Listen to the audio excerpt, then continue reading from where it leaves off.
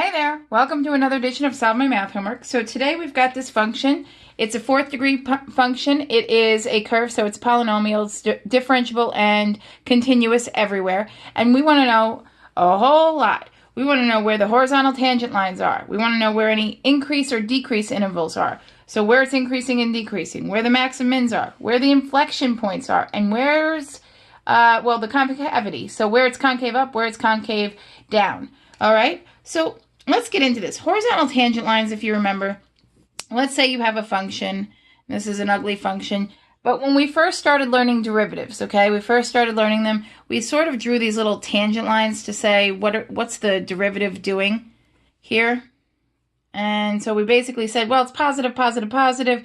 Here it's 0. Here it's negative, negative, negative, right? It's decreasing. So then we said this was 0. So when we have a horizontal tangent line, all that means is the derivative of that function equals 0. Okay, so way back when we kind of estimated these with little tangent lines, and that comes back and it's very important. So where the derivative is 0 is where you get a horizontal tangent line. And that's actually where we're going to start with all of this. If you look at what they're asking you for in this problem, horizontal tangent line, increase, decrease, max, min, that is all dealing with the first derivative. Okay? And then the second portion of what they're looking for, the inflection points and the concavity, that is all dealing with the second derivative. Okay, so luckily it's a nice polynomial. We could take those derivatives really easily. So let's go ahead and get into that. So the first derivative we're going to put over here equals, it's just power rule, 4x, lower the exponent by 1, so 4x cubed minus 4x, and we're done. Then we want the second derivative, and we want to get it all in the same shot. So let's see if we could do this, and I think we can. So 3 times 4 is 12. Lower the exponent, so that's a squared, minus 4. So we have our first derivative. We have our second derivative. It looks like everything can be seen, so that's great.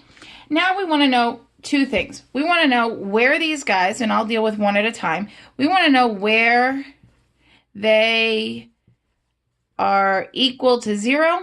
And where they are undefined. Okay? Well, guess what? These are cubic and this is quadratic, so they're still polynomials, they're curves. They're defined everywhere, so they're not defined anywhere. All right? So we don't have to worry about that. But we do have to worry about where they're equal to 0. And these are going to be our very important numbers. So important, we call them critical numbers. So let's say 4x cubed minus 4x equals 0. Let's factor out 4x, right? They clearly both have a 4x they could give up. So what's left here is x squared minus 1 still equals 0. Set 4x equal to 0, you get x equals 0. All right, here x squared minus 1, that is a difference of squares. You get x minus 1 equals 0, x plus 1 equals 0. So we have these critical numbers, x equals 0, x equals 1, x equals negative 1. Okay, so these are actually our critical numbers, and they happen to be maximum and minimum points. We don't know which ones yet. We're going to figure that out. So we're going to make this little chart. Everybody hates this chart. I swear it's not that bad. So I'm going to try and make this chart a little bit better for you. So we want to know what the derivative, so what is f of x doing in between all these places, in between these critical numbers, okay? All right, so we can't put these values in and find out what it's doing there. We know what it's doing there. It's 0 there. So let's look at what it's doing here. So to the right, to the left of negative 1, we could pick any number. I'm going to pick negative 2.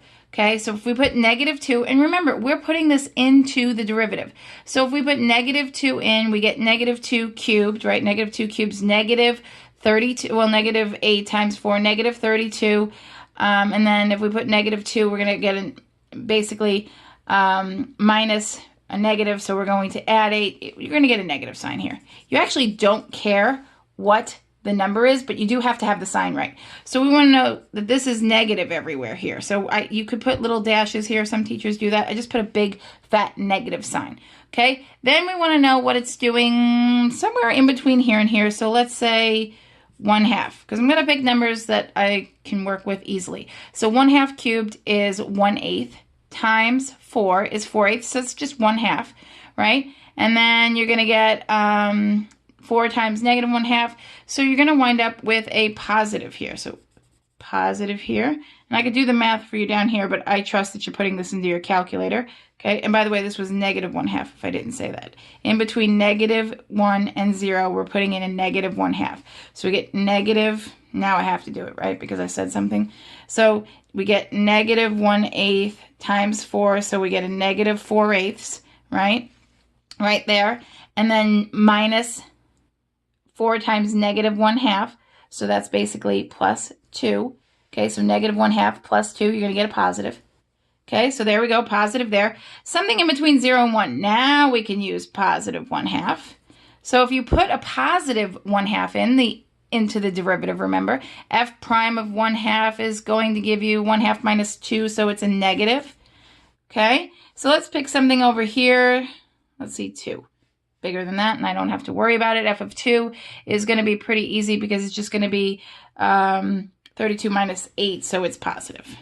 Okay, so remember, we are putting these numbers into the derivative. We care what the derivative is doing in between these critical numbers. Okay, so now we know the derivative is decreasing. Okay, so if it's negative, because remember, it is decreasing. So this is what's happening here. This is decreasing, decreasing, then here it starts increasing, decreasing, increasing. Okay, so, and I know I drew this like this. It's not concavity. So it's decreasing here. It's increasing here. It's decreasing here. It's increasing here.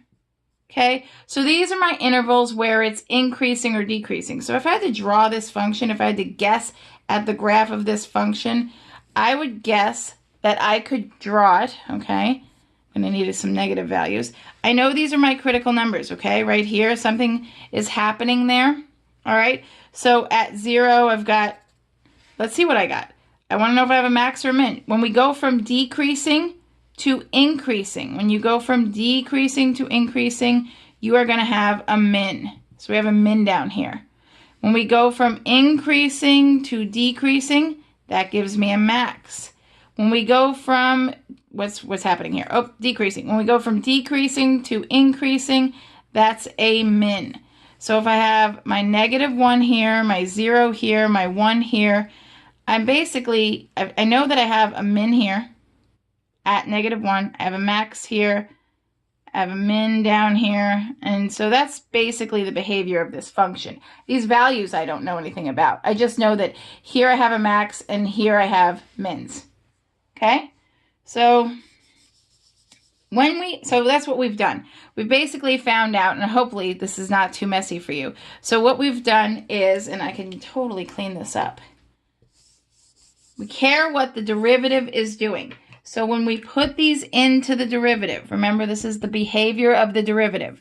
We took this, we had a -1, we had a 0, we had a 1, and in between here, all of these places, we put all these numbers.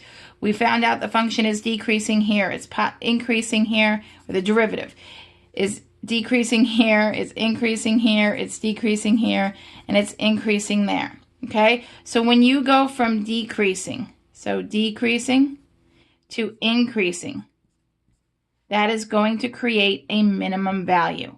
Okay, when you go from increasing to decreasing, that is going to create a maximum value. When you go again from here, we were decreasing and now we're increasing. So we went from decreasing to increasing. That is going to create a minimum. Think about your parabolas. You go from decreasing to increasing. That's a minimum when you have a parabola.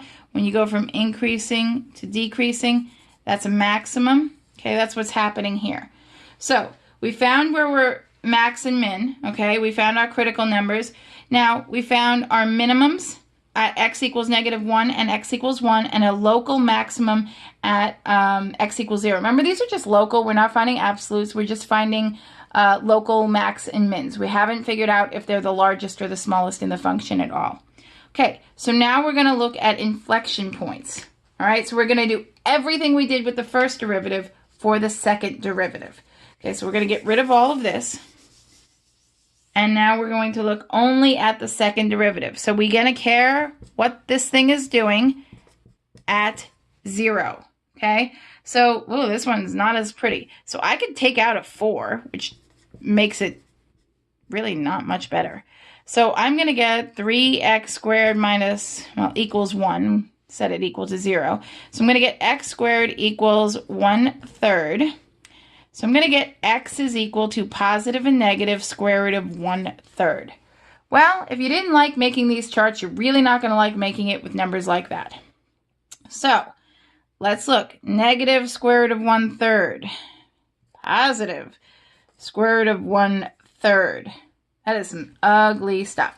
So again, what do we care about? We care about what the second derivative is doing in between these critical numbers. Okay, these are our inflection points. First derivative, we call them critical numbers. Second derivative, we call them inflection points. So by the way, here's our inflection points. Positive, negative, square root of 1/3. That's ugly. So now let's figure out second derivative tells us where it's concave up and concave down. And by the way, if you don't know what concave up means, when you have something that looks like this, okay, this section here where you have this cup facing down or this downward parabola, we call this concave down because it's bending down. We call this section concave up because it's bending upwards, okay? All right. So that's what we're looking for here. So we're going to do the same exact thing. We're going to put some values into this function. And this is actually okay. We could put like 0 in. That's an easy value. We could put -1 in, and we could put 1 in. And when we do that, because this is getting a little long in the videos, I'm going to say you get positive here in this interval. You get negative here in this interval. Okay, you put in 0, you're going to have -4. You put in 1, you're going to have 12 minus 4. You put in -1. Sorry, you're going to have 12 minus 4. And if you put in +1, you're still going to have 12 minus 4. So you're going to get positive. Okay, so where this is positive, this is concave up. Concave up. Where it's negative, it's concave down. And again, it's positive, so it's concave up. So you would say from negative infinity to the negative square root of 1/3, it is concave up.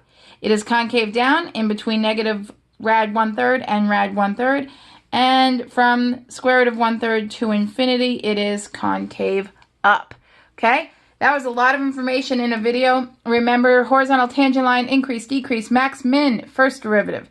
Anytime you get into inflection points and concavity, you are talking about the second derivative. Hope that helped. Pop any questions in the comments section and be sure to subscribe to our YouTube page. So when you send me a problem like this, I'll do that one too.